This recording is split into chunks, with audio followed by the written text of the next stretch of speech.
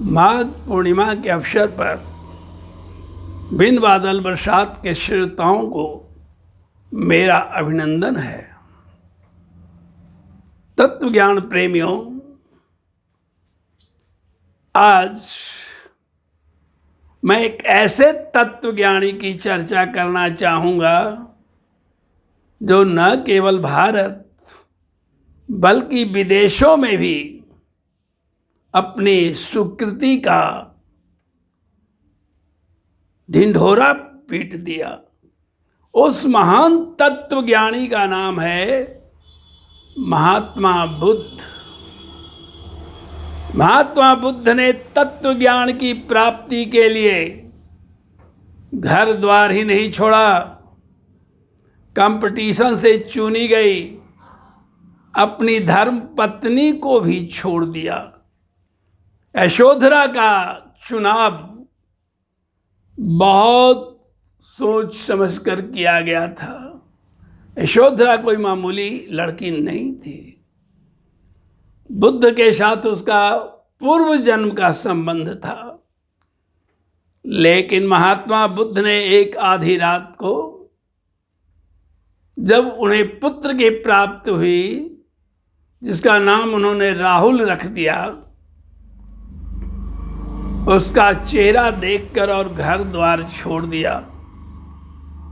जंगलों में चलते गए, कांटों से बिंधते गया उनका पैर। लेकिन उन्होंने ठान लिया था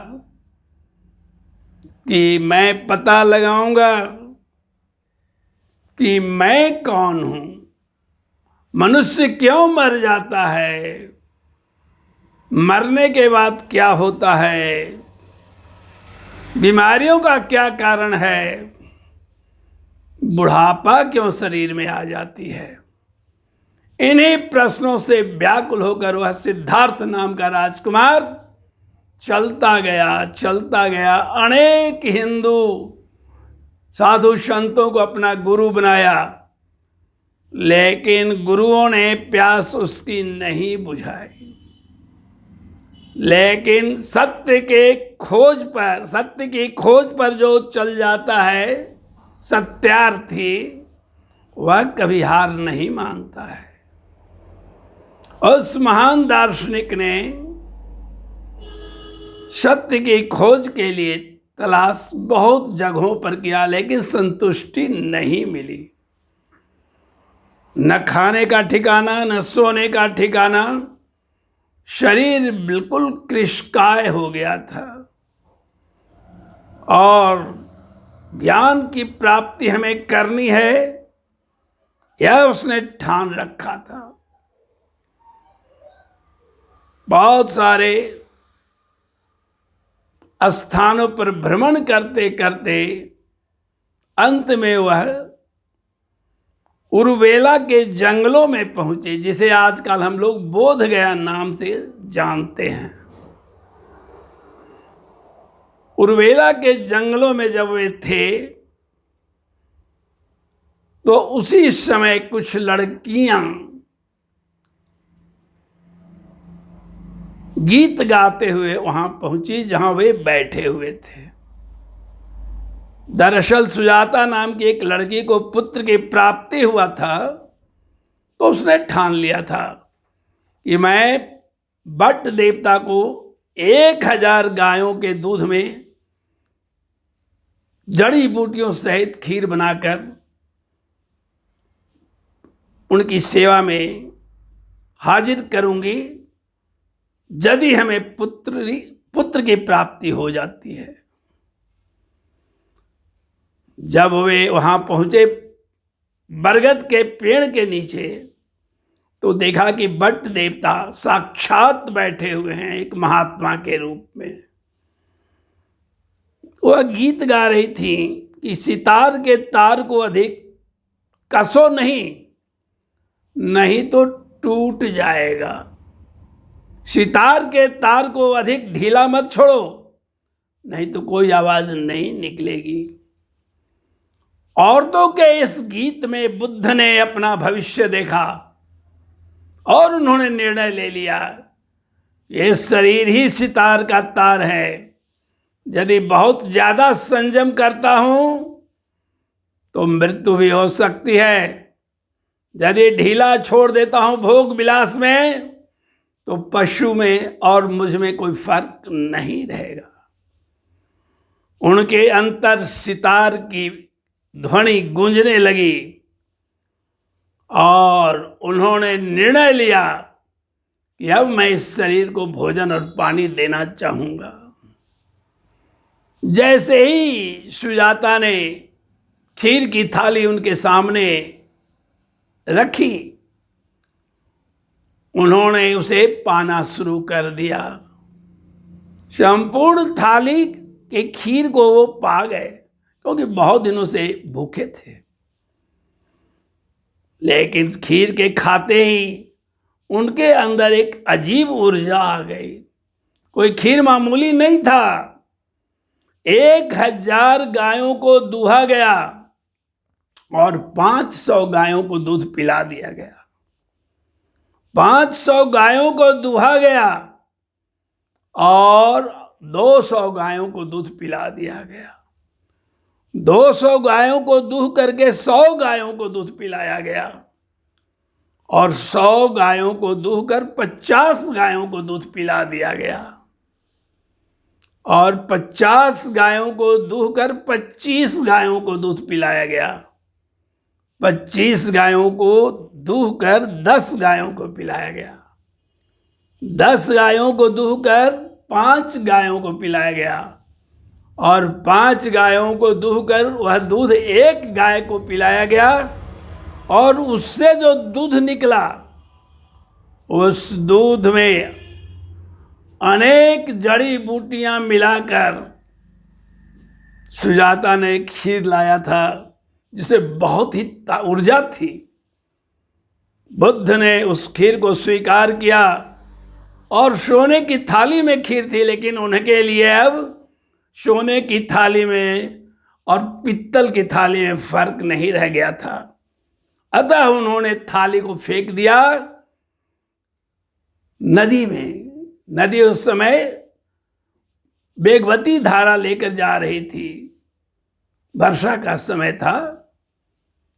उन्होंने थाली फेंक दी।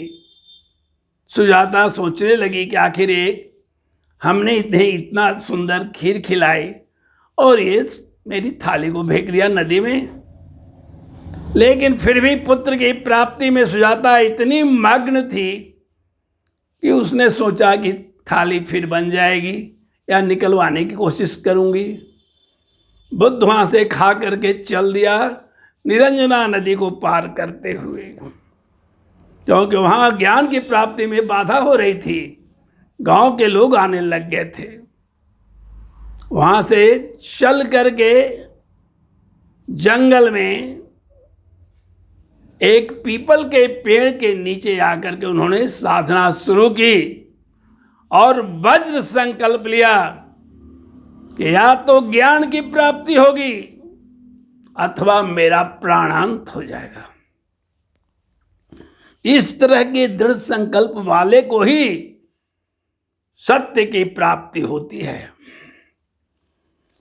उन्होंने वज्र संकल्प लिया और जिस स्थान पर बैठे थे आज वह वज्रासन के नाम से जाना जाता है। दृढ़ संकल्प होते ही संशय की बेड़ियां टूट जाती हैं और बुद्ध को एक दिन रात में ही ज्ञान की प्राप्ति हो गई। बुद्ध ने देखा क्या कि उनका 500 से ऊपर शरीर पिछले जन्मों का खड़ा है। किसी जन्म में बंदर थे, किसी जन्म में कहीं और मनुष्य थे, किसी जन्म में कहीं राजा थे, किसी जन्म में कोई और थे। कुल मिलाकर 500 अपने पुनर्जन्म के शरीर को देखा और इसके बाद बुद्ध को पता चल गया कि हमारा पुनर्जन्म बार बार होता है और इस पुनर्जन्म में हमें बार बार सत्य की प्राप्ति की साधना बहुत जरूरी है। बुद्ध के चारों तरफ प्रकाश भर गया और उन्होंने अपने आप को देख लिया। Who am I? मैं कौन हूं? मैं इतने जन्म क्यों लिया हूं? मेरे जन्म का उद्देश्य अब पूरा हुआ है।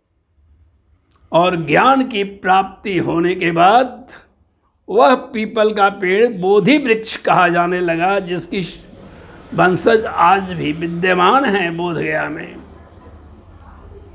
बुद्ध मौन हो गए और 7 दिन तक उस वृक्ष को देखते रहे, टकटकी लगाकर देखने लगे।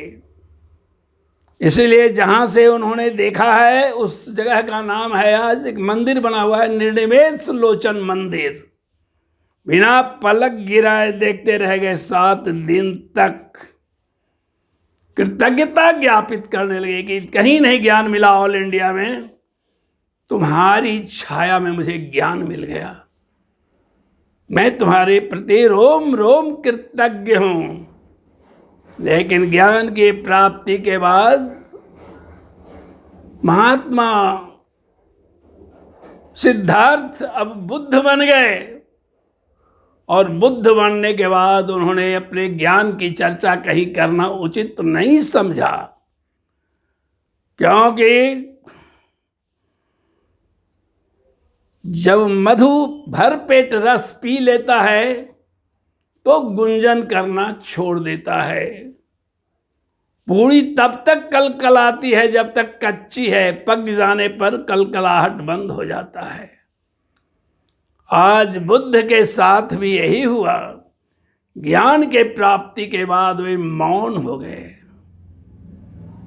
लेकिन मौन हो जाने से केवल उनका कल्याण होगा, जगत का कल्याण कैसे होता?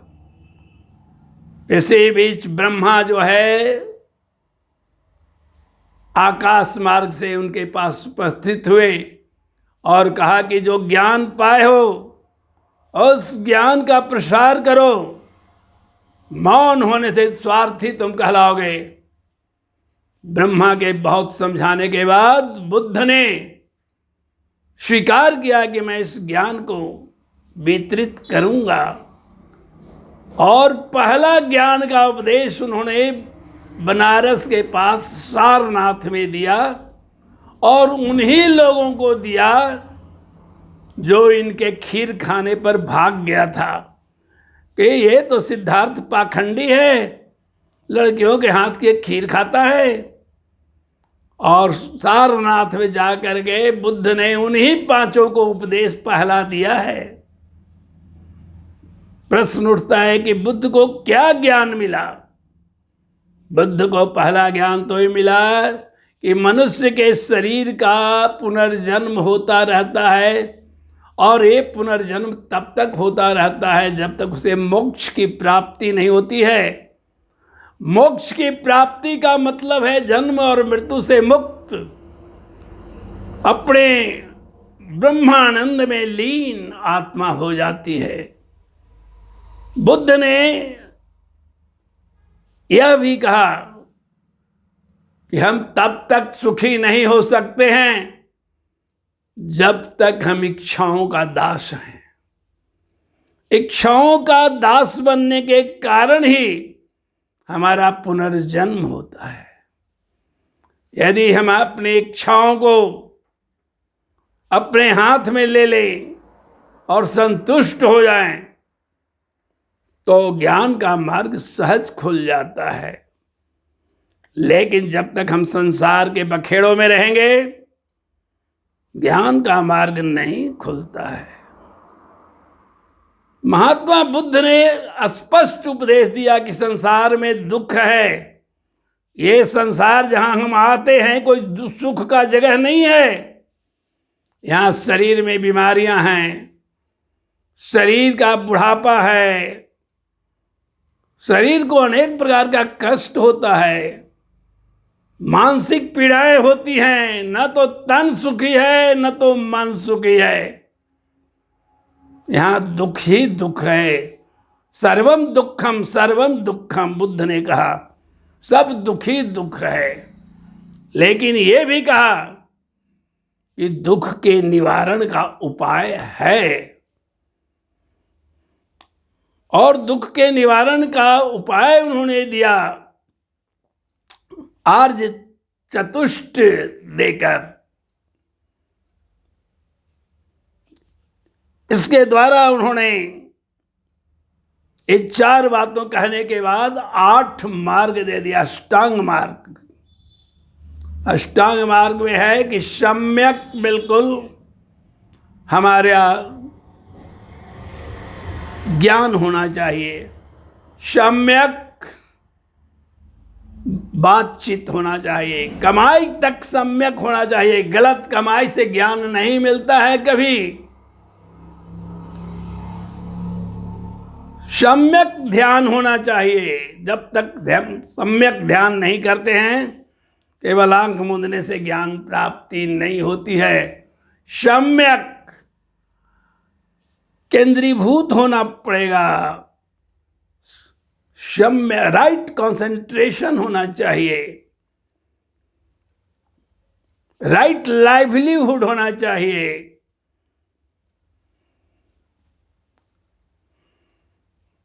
राइट एक्शन करना चाहिए। इस 8 मार्गों से मनुष्य स्वयं सत्य की प्राप्ति कर सकता है। इसलिए बुद्ध ने एक बात दबा दी कि ईश्वर हैं कि नहीं हैं। इसी के कारण लोग उन्हें नास्तिक फिलॉसफी में डाल दिया कि बुद्ध नास्तिक दर्शन का जन्म दिया है। ऐसी बात नहीं थी। बुद्ध ने सत्य को चखा, लेकिन अगर वे कह देते कि मैंने सत्य को चखा तो हर कोई उस बात को मान लेता। उन्होंने कहा कि नहीं, अप्पा दीपो भवा, अपना प्रकाश अपने बनो और सत्य की प्राप्ति करो। सत्य की प्राप्ति करोगे तो वो सभी जान जाओगे तुम जो चाहते हो। और किताबों से पढ़ करके सत्य की प्राप्ति नहीं होती है। बहुत उपदेश सुनने से भी सत्य की प्राप्ति नहीं होती है। सत्य की प्राप्ति के लिए हमें दृढ़ प्रतिज्ञ होकर के और प्रयत्न करना पड़ता है। प्रयत्न करने पर सत्य की प्राप्ति अवश्य होती है। बुद्ध का जीवन इसका ज्वलंत दृष्टांत है। मित्रों, बुद्ध ने 80 वर्ष तक ज्ञान का प्रसार किया और अनेक प्रकार के अंधविश्वासों पर उन्होंने कुठाराघात किया। यद्यपि बुद्ध हिंदू थे और हिंदू दर्शन से ही प्रभावित थे, जो मध्यम मार्ग उन्होंने दिया कि न तो अति करो और न ही बिल्कुल बंद कर दो, बीच का मार्ग चुन करके ही संसार में सत्य की प्राप्ति हो सकती है। मिडिल पाथ का उन्होंने मनुष्यों के लिए दर्शन दिया। हमें सत्य की प्राप्ति के लिए बुद्ध की तरह दत्तचित्त होकर काम करना होगा। तब और केवल तभी तत्व ज्ञान की प्राप्ति हो सकती है। मानव जीवन केवल तत्व ज्ञान की प्राप्ति के लिए मिला है। संभोग और भोजन करने के लिए जानवर जोड़ी है। मनुष्य के पास इसका पावर उतना नहीं है जितना जानवर के पास है। मनुष्य तो 4 रोटियां खाकर संतुष्ट हो जाता है, लेकिन जानवर कितना खाता है। संभोग के मामले में भी जानवर के सामने मनुष्य 0 है। मनुष्य योनि ज्ञान के लिए मिला है। शरीर को मेंटेन करने के लिए थोड़ा हल्का फुल्का भोजन कर ले, वो अलग चीज है। लेकिन हमें अपनी इच्छाओं का दमन करके सत्य की प्राप्ति के मार्ग पर जब चलेंगे, तभी मानव जीवन सार्थक हो जाता है। इसलिए तो तुलसीदास जी कहते हैं, सब तजी भजन करिए, दिन राती, हृदय जलाई शिव प्रेम की बाती। ये बात मैंने कहा है, तुलसीदास जी ने कहा, विषय वासनाओं में हमें नहीं लगना चाहिए। नर्तन पाई विषय मन देही, पलट सुधाते सठ बिसलेही। जहाँ हम सुधा के लिए पैदा हुए थे, वहाँ हम विष में और विषयों में अपने आप को बर्बाद कर देते हैं। इसलिए तत्व ज्ञान प्रेमियों, मानव जीवन का उद्देश्य है सत्य की प्राप्ति। सत्य की प्राप्ति हमें करना चाहिए। नहीं करेंगे तो हमें 4 लाख वर्ष तक 4 लाख बार मनुष्य जोनी में आना पड़ेगा। 4 लाख बार के बाद हम सत्य की प्राप्ति करेंगे, क्योंकि अपने मन भर जाएगा 4 लाख बार मनुष्य बनेंगे तो।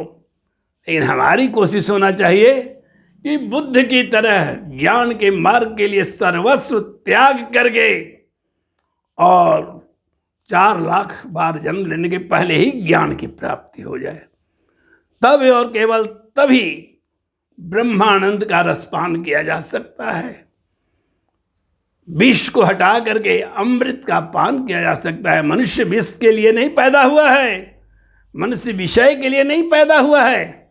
मनुष्य तो ब्रह्म ज्ञान रूपी सुधा पीने के लिए पैदा हुआ है। अतः सब तजी भजन करिए दिन राती, हृदय जलाई शिव प्रेम की बाती। शिव सम प्रिय मोहि लागे नयाना, बचन कहूँ मैं अनुभव जाना। जब ते शिव हृदय में आए, आनंद आनंद चहु दिस छाए। मनुष्य को अपने अंदर झांक करके उस सत्य की प्राप्ति करना चाहिए, और यही मानव जीवन की सार्थकता है। मित्रों, हमें इस लाइन पर चलने में कोई दिक्कत नहीं है। हर हर महादेव शंभो कैलाश के राजा, सभी के दिल पर छा जा। जय भोले।